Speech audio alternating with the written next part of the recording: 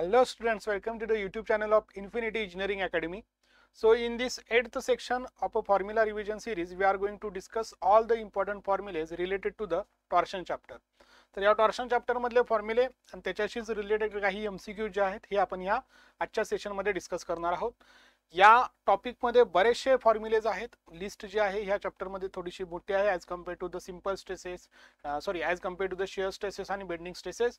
जसे simple stresses मध्ये फॉर्म्युलेची लिस्ट मोठी होती, सेम तशीच टॉर्शन मध्ये सुद्धा हे जे फॉर्म्युले आहेत हे बरेचसे तुम्हाला बघायला मिळतील. त्यामुळे हिची जी लिस्ट आहे माझ्यासोबतच तयार करून ठेवा. पहिला जो फॉर्म्युला आहे तो अगदी सिंपल टॉर्शनल फॉर्म्युला असंही म्हणतो, जो आपण फ्लेक्चरल फॉर्म्युला बघितला होता. m divided by I is equals to sigma divided by y is equals to E divided by R. Similar to this एक टॉर्शन फॉर्म्युला सुद्धा आहे. सेम बघा, तिथं बेंडिंग मोमेंट होतं, इथं ट्विस्टिंग मोमेंट असेल, इथं मोमेंट ऑफ इनर्शिया होतं, इथं पोलार मोमेंट ऑफ इनर्शिया असेल, तिथं बेंडिंग स्ट्रेस होती, इथं शियर स्ट्रेस असेल.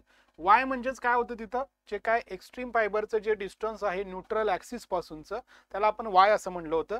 या टॉर्शन ह्या चॅप्टरमध्ये आपण बेसिकली जे काय शेप कन्सिडर करतो तो सर्क्युलर शेप असतो. त्यामुळे तिथं सुद्धा जे काय वायची जी व्हॅल्यू आहे, म्हणजेच जर आपण हा असा जर एखादा सर्क्युलर सेक्शन कन्सिडर केला तर इथून बघा, इथून जी काय हे डिस्टन्स असणार आहे एक्स्ट्रीम फायबर पासून, एक्स्ट्रीम फायबरचं न्यूट्रल ॲक्सिस पासूनचं, तर हे सुद्धा काय असणार आहे, आरच असणार आहे. तर इथं आर म्हणजेच काय असणार आहे तुमचा वाय, त्यामुळे इथं हे आर असणार आहे. आणि त्याचबरोबर ई म्हणजे मॉड्युलस ऑफ इलॅस्टिसिटी होती, इथं काय येणार आहे तुमचा मॉड्युलस ऑफ रिजिडिटी, कारण हे शियरशी रिलेटेड आहे. आणि त्यासोबतच इथं एक अँगल ऑफ ट्विस्टची टर्म येणार आहे थीटा. आणि तिथं लेंथ, तिथं रेडियस ऑफ कर्वेचर होती, इथं काय असणार आहे लेंथ ऑफ द शाफ्ट असणार आहे. म्हणजेच याचं जर मिनिंग समजून घ्यायचं झालं तर सपोज एक अशा पद्धतीनं एक जर शाफ्ट दिलेला असेल, तुम्हाला एक सर्क्युलर शाफ्ट दिलेला असेल, तर ही असेल तुमची लेंथ L, ही असेल लेंथ L. इथं जो काही तुमचा शेप दिलेला असेल, हा असा काहीतरी एक शेप दिलेला असेल, तर या केसमध्ये सुरुवातीला सपोज एक पॉईंट इथं होता आणि हा पॉईंट जो आहे अशा पद्धतीनं इथून इथं जे आहे हे ट्विस्टिंग झालं, इथं काय झालेलं आहे ट्विस्टिंग झालेलं आहे. तर हा काय असणार आहे तुमचा अँगल ऑफ ट्विस्ट असणार आहे थीटा. ही रेडियस असणार आहे तुमची आर, इथं रेडियस असणार आहे तुमची आर. जे काय मटेरियल आहे त्या मटेरियलचं तुमचं जे काय रिजिडिटी असणार आहे, मॉड्युलस ऑफ रिजिडिटी आहे, तो आहे तुमचा जी. यल म्हणजे इथं डायरेक्टली दिसत आहे आणि जे म्हणजे हा सर्क्युलर सेक्शनचा simply polar moment of inertia असणार आहे. आता या केसमध्ये ट्विस्टिंग काय असतं सगळ्यात पहिल्यांदा समजून घ्या. जर इथं मी ट्विस्टिंगची जी काय आहे थोडीशी तुम्हाला गाईडलाईन देतो. सपोज इथं जर सपोज असा एक तुमचा ऑब्जेक्ट असेल आणि यावर या डायरेक्शन मध्ये आणि या डायरेक्शन मध्ये असा जर फोर्स ऍक्ट होत असेल, तर इथं एक मुवमेंट तयार होते. ही मुवमेंट या प्लेनला, ही जी काय प्लेन असेल तुमची, या प्लेनला परपेंडिक्युलर डायरेक्शन मध्ये, म्हणजे जर आपल्याला अगदी सिंपल सांगायचं झालं, हा पेन आहे या डायरेक्शन मध्ये, हे जे ऍक्ट होणार आहे अशी जी काही मुवमेंट ऍक्ट होणार आहे यालाच आपण ट्विस्टिंग मुवमेंट असं म्हणतो. मग ही मुवमेंट कोणत्या ऍक्सिस भोवती आहे बघा, जी ह्या प्लेनला परपेंडिक्युलर ऍक्सिस आहे त्याला कशी आहे ही ट्विस्टिंग मुवमेंट ऍक्ट होत आहे. त्यामुळे त्या प्लेनला जर परपेंडिक्युलर ऍक्सिस भोवती जर मुवमेंट ऍक्ट होत असेल तर त्याला आपण ट्विस्टिंग मुवमेंट असं म्हणतो. आणि इथून जे आहे, इथून जर बघितलं तर हा लोड जो आहे हा ट्रान्सव्हर्स लोड आहे, त्यामुळे बेंडिंग तयार होते, तिथं आपण त्याला बेंडिंग मुवमेंट असं म्हणलं होतं. तर हा मेजर डिफरन्स आहे तुमच्या बेंडिंग मुवमेंट आणि ट्विस्टिंग मुवमेंट मधला. तर ते तुम्हाला इथं टी घ्यायचं असतं, समजते. आता याच परपेंडिक्युलर ऍक्सिस भोवती जे काय मोमेंट ऑफ इनर्शिया असतो त्यालाच आपण पोलार मोमेंट ऑफ इनर्शिया असं म्हणतो. ज्यासाठी जे काय परपेंडिक्युलर ऍक्सिस थेरम आहे I z is equals to IXX plus IYY, हे थेरम इथं यूज करून हे जे काय आहे हे पोलार मोमेंट ऑफ इनर्शिया तुम्ही कॅल्क्युलेट करू शकता. जसं बेंडिंगच्या इक्वेशन मध्ये जी काय आपली फ्लेक्चरल इक्वेशन आली होती, तर त्यामध्ये जसं आपण Z is equals to I divided by Y घेतलं होतं, सेम तसंच इथं सुद्धा I च्या ऐवजी काय तुमचा पोलार मोमेंट ऑफ इनर्शिया, ज्याला जे या सिम्बॉलने यूज केलं जातं किंवा IP न सुद्धा यूज केलं जातं, डिवायडेड बाय आर ची जी व्हॅल्यू असणार आहे, म्हणजेच थोडक्यात वाय मॅक्स ची जी व्हॅल्यू असणार आहे ती म्हणजेच आहे तुमची आर. यानं जेव्हा तुम्ही डिवाइड करत आहात तेव्हा तुम्हाला काय मिळणार आहे, टॉर्शनल सेक्शन मॉड्युलस किंवा polar section modulus which is ZP, हे असणार आहे तुमचं झेडपी. तर तिथं फक्त झेड होतं, इथं झेडपी असणार आहे. तर हे दोन महत्वाचे फॉर्म्युले फर्स्ट आणि सेकंड तुमचा या चॅप्टर मध्ये तयार होता, ज्यावर मॅक्झिमम क्वेश्चन्स तुम्हाला विचारण्यात आलेले आहेत. तर जसं आपण मोमेंट ऑफ इनर्शियाचे फॉर्म्युले बघितले होते, तर इथं जे आहे हे अबाउट पोलर ऍक्सिस जे आहेत हे सुद्धा कॅल्क्युलेट करणं गरजेचे आहेत. तर सॉलिड सर्क्युलर सेक्शन असेल तर पोलार मोमेंट ऑफ इनर्शियाची जी व्हॅल्यू आहे, ज्याला आपण IZZ असं म्हणतो, तर IXX प्लस IYY केल्यानंतर म्हणजेच काय मिळणार आहे आपल्याला इथं pi divided by 64 D raise to 4 आणि IYY सुद्धा सेम असते pi divided by 64 D raise to 4. हे ऍड केल्यानंतर इथं 1 आणि 1 हे 2 येणार, 2 डिवायडेड बाय 64 32 होऊन जाणार. So pi divided by 32 D raise to 4 हे काय असणार आहे तुमचं IZZ म्हणजेच तुमचा पोलार मोमेंट ऑफ इनर्शिया इथं दिलेला आहे. आता याला जेव्हा तुम्ही r न डिवाइड कराल, r म्हणजेच काय आहे d/2, म्हणजे ह्या फॉर्म्युलाला जर मी d/2 न डिवाइड केलं तर इथला d कॅन्सल होईल, इथं क्यूब राहतील, हा 2 कॅन्सल होईल, इथं 16 राहतील. त्यामुळे इथं जो फॉर्म्युला आलेला आहे pi divided bye 16 D cube हा सुद्धा माहित असणं गरजेचं आहे. म्हणजे हा थर्ड फॉर्म्युला आला, हा फोर्थ फॉर्म्युला तुमचा इथं आलेला आहे. आणि यावरून जर तुम्ही मॅक्झिमम शेअर स्ट्रेसचा फॉर्म्युला कॅल्क्युलेट केलात, म्हणजे जे मागाचा आपला जो काही फॉर्म्युला होता टी डिवायडेड बाय या केसमध्ये J is equals to tau divided by R, तर इथे ह्या सगळ्या व्हॅल्यूज जर तुम्ही पुट केलात तर या केसमध्ये टाऊचा जो फॉर्म्युला येणार आहे तो येणार आहे 16t divided by pi D cube. तर हा एक फॉर्म्युला आणखी एक इम्पॉर्टंट आहे तुमचा 5th नंबरचा, ज्यावर मॅक्झिमम क्वेश्चन जे आहेत हे मॅक्झिमम क्वेश्चन्स तुमची इथं तयार होऊ शकतात. याच केसमध्ये तुम्हाला असे विचारतील तर बेंडिंग मुवमेंटमुळे बेंडिंग स्ट्रेस तयार होते आणि टॉर्शनमुळे टॉर्शन किंवा ट्विस्टिंग मुवमेंटमुळे शिअर स्ट्रेस तयार होते. तर ही जर मॅक्झिमम शिअर स्ट्रेस असेल तर मॅक्झिमम बेंडिंग स्ट्रेसचा सुद्धा फॉर्म्युला विचारतील, तर तो असतो 32m divided by pi D cube for the circular जर सेक्शन असेल तर बेंडिंग स्ट्रेसचा फॉर्म्युला असतो 32m divided by pi D cube. Shear स्ट्रेसचा फॉर्म्युला असतो 16t divided by pi D cube. हे दोन्ही सुद्धा फॉर्म्युले तुम्हाला माहित असणं गरजेचं आहे. नेक्स्ट वन, हे जर हॉलो सेक्शन साठी विचारलं तर 6th 7 आणि 8 असे हे 3 फॉर्म्युले परत तयार होतील. तर इथं काय येणार आहे pi divided by 32 D raise to 4 minus D raise to 4. याला जर आपण d/2 न जर डिवाइड केलं तर इथं d/2 न जेव्हा आपण इथं डिवाइड करू तर हा 2 तर कॅन्सल होईल, 16 इथं येईल. बट ह्या d न ह्या D raise to 4 minus D raise to small D raise to 4 ला डायरेक्टली डिवाइड करता येणार नाही, त्यामुळे हा असाच इथं ठेवायचा आहे. त्यामुळे पॉवर जी आहे इथं तुमची 4च्या ऐवजी 4च राहणार आहे, कारण इथं डायरेक्ट भाग जाणार नाही, सबस्ट्रॅक्शन केलेलं. ओके, मॅक्झिमम शेअर स्ट्रेस मध्ये 16t divided by pi multiplied by capital D raise to 4 minus small D raise to 4 हा एक फॉर्म्युला हॉलो सेक्शन साठी तुम्हाला माहित असणं गरजेचं आहे. सिंपल फॉर्म्युला बेस्ड क्वेश्चन यावर तुम्हाला विचारला जाऊ शकतो. त्यानंतर टॉर्शनल रिजिडिटी जो काही जीजे पार्ट होता, म्हणजे बघा मी परत एकदा इक्वेशन लिहितो इथं टी डिवायडेड बाय जे आणि डायरेक्टली थर्ड जी होती आपली थर्ड जी आहे G into theta divided by L. या केसमध्ये जर मी जी आणि जे ला जर एका साईडला ठेवलं, म्हणजे बघा इथं T into L divided by theta असं जर म्हणलं तर ही जी काय टर्म आलेली आहे जी इंटू जे हीच काय असणार आहे तुमची टॉर्शनल रिजिडिटी. ह्यालाच काय म्हणतो आपण जी इंटू जे ला टॉर्शनल रिजिडिटी. हे जर फ्लेक्झुरल रिजिडिटी पाहिजे असेल तर EI हा तुमचा फ्लेक्झुरल रिजिडिटीचा फॉर्म्युला असतो. मग काही वेळेला ह्याच फॉर्म्युल्यावर डेफिनेशन बेस्ड क्वेश्चन विचारतात. तुम्हाला असं सांगतात length of the shaft is unit metre किंवा 1 metre, angle of twist is equals to 1 radian किंवा युनिट रेडियन. तर त्या केसमध्ये टॉर्शनल रिजिडिटी म्हणजेच काय असतं तर बघा इथं 1 आणि इथं 1 पुट केलं तर ह्या पर्टिक्युलर कंडिशन साठी जो काही टॉर्क प्रोड्यूस होणार आहे तो म्हणजेच काय असणार आहे तुमचा मग टॉर्शनल रिजिडिटी. म्हणजेच टॉर्शनल रिजिडिटीची डेफिनेशन काय येईल या फॉर्म्युल्यावरून, torsional rigidity is the torque required to produce the unit angle of a twist for a unit length of the shaft. अशी एक तुमचा इथं डेफिनेशन जी आहे ही डेफिनेशन ह्या फॉर्म्युल्यावरून तुम्ही सांगू शकता. त्याचबरोबर टॉर्शनल स्टिफनेस विचारलं तर त्या केसमध्ये टी डिवायडेड बाय थीटा म्हणजे 1 रेडिएशनचं तुमचं अँगल ऑफ ट्विस्ट होण्यासाठी किती टॉर्क लागणार आहे म्हणजे टी डिवायडेड बाय थीटा. तर सेम मगासारखा जो फॉर्म्युला आहे जो काय हा फॉर्म्युला होता तुमचा या केसमध्ये जर मी बघा नेक्स्ट वन जस्ट मिनिट, या केसमध्ये जर मी टी आणि थीटा जर असं लिहिलं टी डिवायडेड बाय थीटा तर हा यल या साईडला जाईल जी जे डिवायडेड बाय यल. हे म्हणजेच काय असणार आहे तुमची स्टिफनेसचा एक फॉर्म्युला तयार होणार आहे टी डिवायडेड बाय थीटाचा जी जे डिवायडेड बाय यल. म्हणजेच टॉर्शनल रिजिडिटीला जेव्हा तुम्ही युनिट परत लेंथनं डिवाइड करता तेव्हा तुम्हाला काय मिळणार आहे या केसमध्ये स्टिफनेसची व्हॅल्यू मिळणार आहे. त्यानंतर नेक्स्ट असेल तुमचं पॉवर ट्रान्समिटेड बाय शाफ्ट. तर पॉवर जे आहे हे आपल्याला माहित आहे पॉवरचा जो बेसिक फॉर्म्युला असतो तो असतो work done divided by type. Work done म्हणजेच काय असतं force multiplied by displacement divided by time. Displacement by time म्हणजेच काय येणार आहे तुमचं या केसमध्ये velocity. So F multiplied by velocity. But जेव्हा आपण लिनियर मोशनचा अँग्युलर मोशन मध्ये जेव्हा आपण कंपॅरिझन करतो तेव्हा फोर्सच्या ऐवजी येतं टॉर्क किंवा ट्विस्टिंग मुवमेंट आणि व्ही च्या ऐवजी येतो तुमचा अँग्युलर व्हेलॉसिटी म्हणजेच omega. So T multiplied by omega किंवा ओमेगा मल्टिप्लाइड बाय टी म्हणजेच तुमचं पॉवर तयार होणार आहे. बऱ्याचदा काय होतं ह्या ओमेगाला नेहमी 2 पाय एन च्या फॉर्म्युलामध्ये सांगण्याची बऱ्याचदा रिप्रेझेंट केलं जातं. एन म्हणजेच असतं तुमचं रिव्हॉल्युशन्स पर सेकंड काही वेळेला दिलेलं असतं किंवा रिव्हॉल्युशन्स पर मिनिट्स असं दिलेलं असतं. जर रिव्हॉल्युशन्स पर सेकंड दिलं तर डायरेक्टली पॉवरचा जो फॉर्म्युला आहे हा 2 पाय एन असा लिहावा लागेल.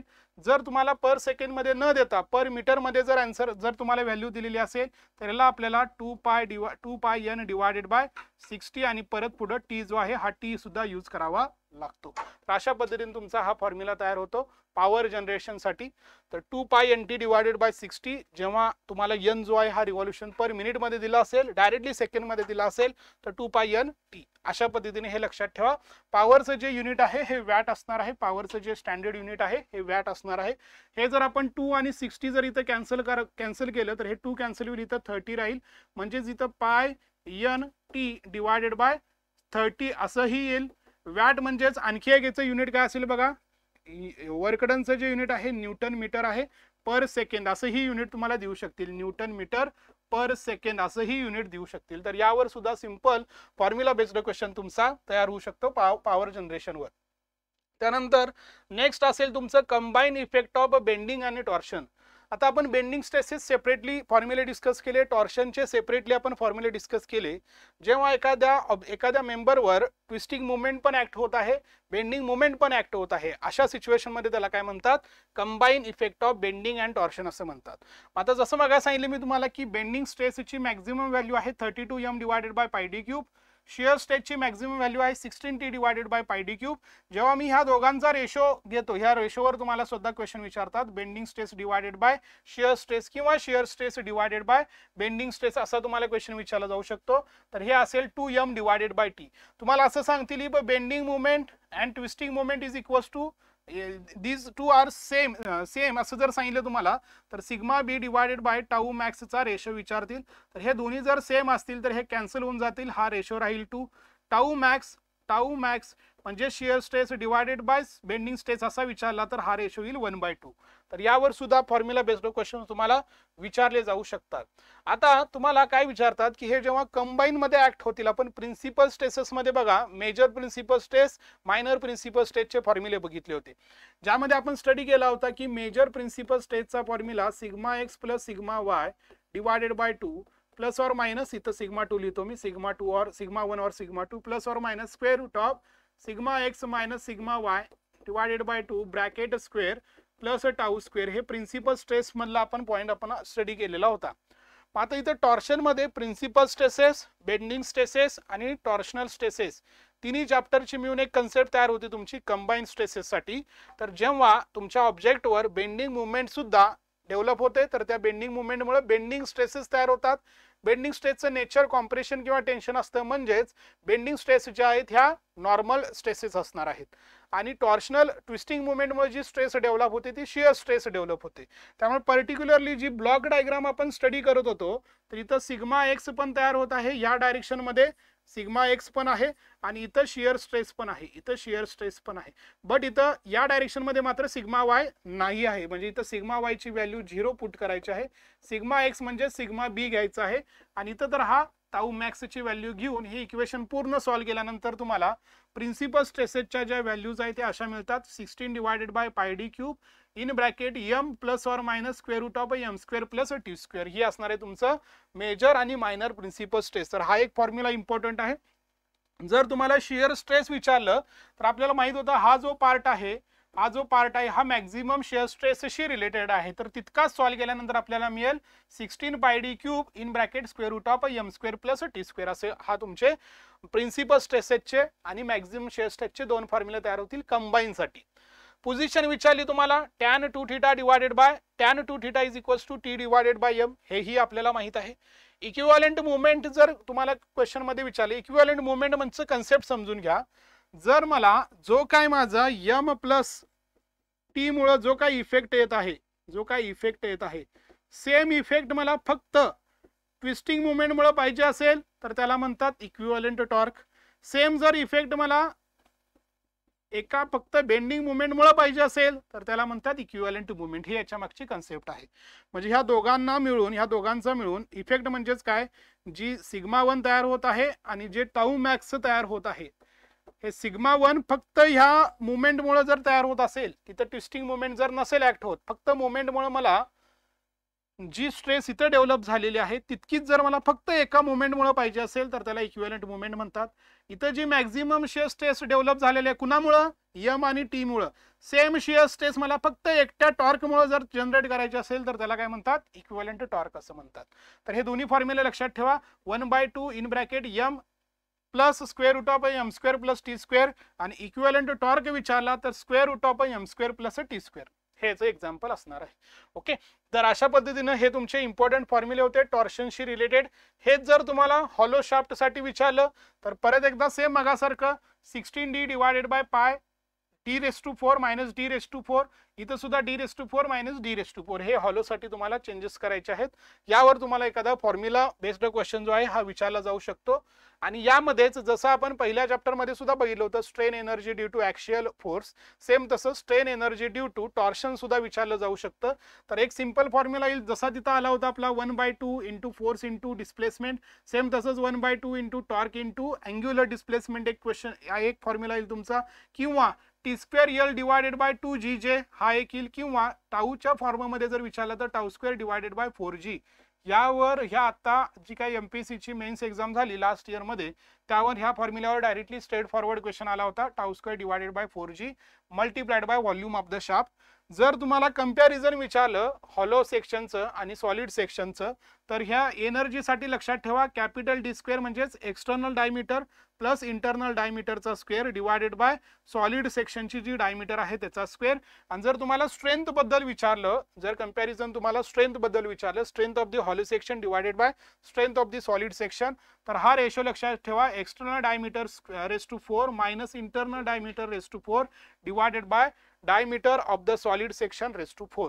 तर इतके जे आहेत हे इतके फॉर्म्युला लिस्ट तुमची जी आहे ही टॉर्शनशी रिलेटेड इम्पॉर्टंट असणार आहे. आता आपण जे काही MCQs न्यूमेरिकल एक्झाम्पल्स किंवा फॉर्म्युला बेस्ड क्वेश्चन्स तयार होऊ शकतात या टॉर्शन चॅप्टरवर हे आपण डिस्कस करणार आहोत. तो पहिला क्वेश्चन बघा काय आहे. First question, solid circular shaft having a diameter 100 mm, तुम्हाला डायमीटर दिलेली आहे, is a subjected to a torque of, तुम्हाला टॉर्क दिलेला आहे बट किलो न्यूटन मीटर मध्ये दिलेला आहे. Determine the maximum shear stress induced in the shaft. तर ऑप्शन बघायचे, पायची व्हॅल्यू तशीच आहे सगळीकडेच त्यामुळे पायची व्हॅल्यू पुट करायची गरज नाही. ऑप्शन मध्ये व्हेरिएशन आहे त्यामुळे जी ट्रिक मी तुम्हाला पहिल्यापासून सांगत आहे जी अप्रॉक्सिमेट कॅल्क्युलेशनची ती तुम्ही इथं यूज करू शकता. Tau is equals to 16t divided by πd³. तर इथं बघा आता 16 मल्टिप्लाइड बाय टी ची व्हॅल्यू किती आहे 8 इंटू पुढं 10⁻² काहीतरी असेल 10⁻² पुढं काहीतरी असेल divided by pi multiplied bye diameter किती आहे 100 mm, 100चा क्यूब म्हणजे परत इथं 10⁻² पुढं काहीतरी असेल जे आपल्याला काही गरजेचं नाही. सो सिम्पली तुम्हाला 16 मल्टिप्लाइड बाय 8 इतकंच करायचं आहे. सो 16 मल्टिप्लाइड बाय 8 केल्यानंतर डायरेक्टली तुमचा आन्सर येऊन जाईल 128 मल्टिप्लाइड बाय 10⁻² काहीही असेल पुढे डिवायडेड बाय पाय 128 शी रिलेटेड एक ऑप्शन आहे तुमचा ऑप्शन डी. हे झालं तुमचं शॉर्ट ट्रिकचा यूज करून विदाउट एनी कॅल्क्युलेशन्स हे झालं तुमचं आन्सर. हे जर तुम्हाला विथ कॅल्क्युलेशन पाहिजे असेल तर इथं बघा आता इथं असणार आहे किलो न्यूटन म्हणजे 10⁻³ मीटरचं mm म्हणजे इथं टोटल 10⁻³ किती येणार आहे 6 येणार आहे. टोटल किती येणार आहे 10⁻⁶. इथं सुद्धा बघा 100चा तुम्हाला क्यूब घ्यायचा आहे त्यामुळे इथं सुद्धा काय येणार आहे या 100चा क्यूब घेतल्यानंतर इथं जर मी असं लिहिलं इथं 100चा क्यूब तर हे सुद्धा काय येणार आहे 10⁻⁶ येणार आहे जे एकमेकाला कॅन्सल होऊन जाईल. म्हणूनच इथं 10⁻0 येऊन जाईल एकमेकाला कॅन्सल झालं काहीच राहणार नाही 1 राहणार आहे फक्त त्यामुळे 128 म्हणजे हे विथ कॅल्क्युलेशन सुद्धा तुम्ही सॉल्व्ह करू शकता. जर तुम्हाला 1.28 12.8 128 1280 असे काही ऑप्शन्स आले असते तर तुम्हाला हे डिटेल सॉल्व्ह करावं लागलं असतं. Next one, shaft rotating NRM under a torque T transmits a power of. तर जो मगाशी तुम्हाला मी फॉर्म्युला सांगितला 2π NT डिवायडेड बाय 60 कारण इथं जे आहेत हे रिव्हॉल्युशन्स पर मीटर असे दिलेले आहेत. तर या केसमध्ये इथं आपल्याला हा फॉर्म्युला यूज करावा लागेल आणि ज्याचं युनिट जसं सांगितलं होतं मी न्यूटन मीटर पर सेकंद होतं. मग हे 2 कॅन्सल होईल, इथं 30 राहील, म्हणजेच पाय एन टी डिवायडेड बाय 30 हा ऑप्शन तुमचा करेक्ट असेल. मग पाय एन टी किंवा टी पाय एन दोन्ही सुद्धा करेक्ट आहे. सो टी पाय एन डिवायडेड बाय 30 कुठं कुठं आहे बघा, या दोघांमध्ये आहे. बट इथं आपण ऑलरेडी 60 म्हणलेलं आहे, त्यामुळे हे आन्सर जे आहे मिनिटचा आपण सेकंडमध्ये ऑलरेडी कन्वर्ट केलेला आहे, त्यामुळे युनिट येताना न्यूटन मीटर पर सेकंड येणार. त्यामुळे हा ऑप्शन इनकरेक्ट राहील. कुठला ऑप्शन तुमचा, फर्स्ट वन, न्यूटन मीटर पर सेकंड. तर हे असे फॉर्म्युला बेस्ड क्वेश्चन्स तुमचे सॉल्व्ह होऊ शकतात. जर तुम्हाला फॉर्म्युला आणि त्याच्या मागची कन्सेप्ट माहित असेल तरच हे सॉल्व्ह होऊ शकतील. Next one, a solid circular shaft is subjected to pure torsion. The ratio of maximum shear stress to normal stress at any point would be. तर जेव्हा हा वर्ड यूज केलेला असतो, नीट समजून घ्या, प्युअर टॉर्शन जेव्हा हा वर्ड यूज केलेला असतो, तर या केसमध्ये बेंडिंग स्ट्रेसची व्हॅल्यू 0 असते आणि फक्त इथे शियर स्ट्रेस ऍक्ट होत राहते.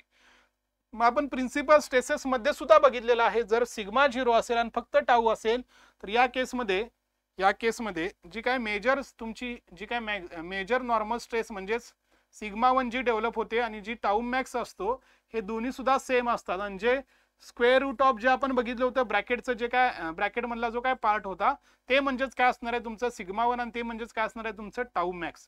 कारण सिग्मा एक्स 0 राहील, सिग्मा वाय 0 राहील, त्यामुळे ते कॅन्सल होऊन जाईल.